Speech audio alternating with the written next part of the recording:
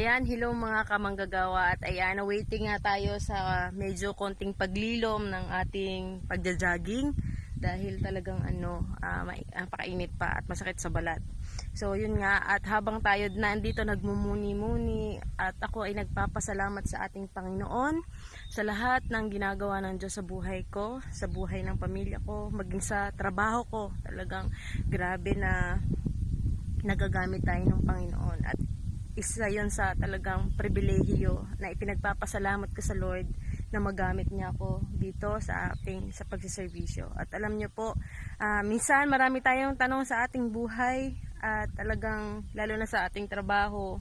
Pero kapag kamahal mo palang ating Diyos, magpo-flow yon sa ating pagmamahal sa ating kapwa, sa ating kapamilya, sa ating bayan.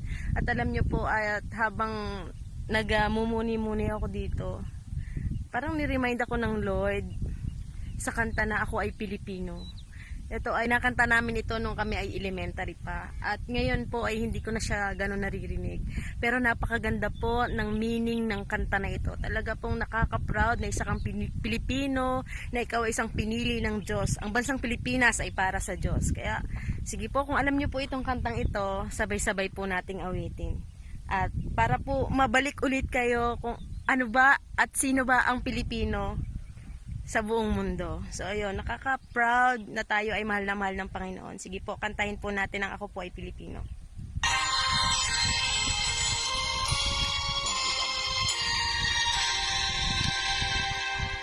Ako ay Pilipino, ang dugo'y maharlika.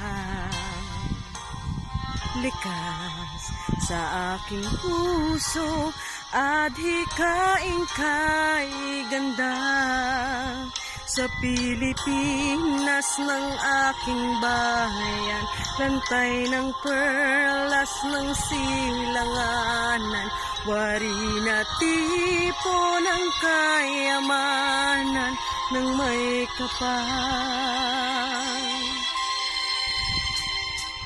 Bigay sa aking talino sa mabuti lang laan. Sa'king katutubo ang maging mapagmahal. Ako ay Pilipino, ako ay Pilipino, isang bansa sang diwa ang minimithi ko. Sa bayan ko't bandila, laan buhay ko't diwa. Ako ay Pilipino, Pilipinong totoo. Ako ay Pilipino, ako ay Pilipino, taas noo kahit kanino, ang Pilipino ay ako.